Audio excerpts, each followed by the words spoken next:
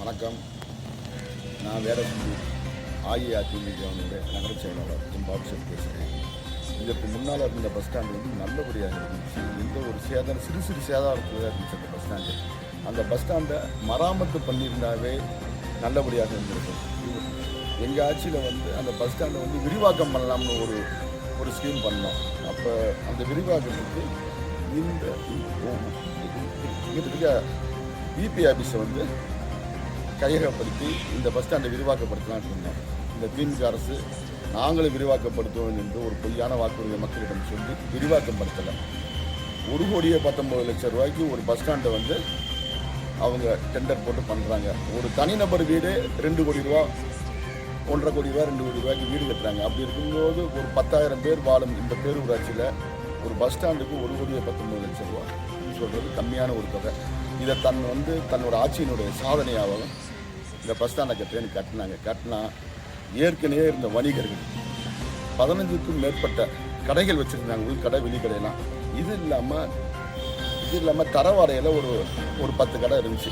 எதுவுமே இல்லாமல் 6 கடை தான். இந்த 6 கடையை யாருக்கு கொடுக்க போகிறாங்கன்னு சொல்லி தெரிய மாட்டேங்குது. ஏற்கனவே இருந்த 15-20 பேரோட வாழ்வாதாரம் என்னன்னு தெரியல. இந்த அரசு யாரை பற்றியும் கவலைப்படுறதில்லை. இதில் முக்கியமானது ஒன்று என்னென்னா, இப்போ திறப்போலா பண்ணுறேன்னு ஒரு செட்டப் பண்ணுறாங்க.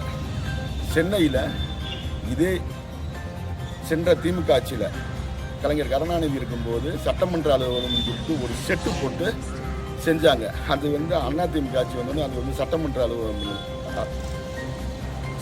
அலுவலகம் இல்லாமல் பல்நோக்கு மருத்துவமனை ஆக்கணும். அதே மாதிரி இந்த பஸ் ஸ்டாண்டை இன்றைக்கி வந்து திறப்போலா பண்ணுறோம்னு ஒரு ஜூ காட்டிக்கிட்டு இருக்காங்க. இது திறப்புலாவுக்கு உகந்த இடம் அல்ல.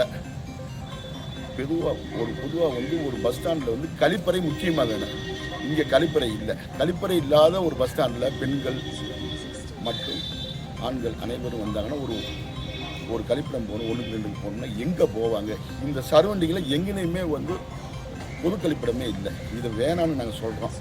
இந்த கழிப்பிடம்லாம் கட்டிட்டு நீங்கள் பஸ் ஸ்டாண்டை திறப்போலா பண்ணுங்கன்னு சொல்கிறோம். இந்த அரசு தங்கள் பேர் வேணும், கல்வெட்டில் அவங்க பேர் வரணும்னே செஞ்சுக்கிட்டு இருக்காங்க. இது வந்து மக்கள் விரோத செயல் ஒன்று.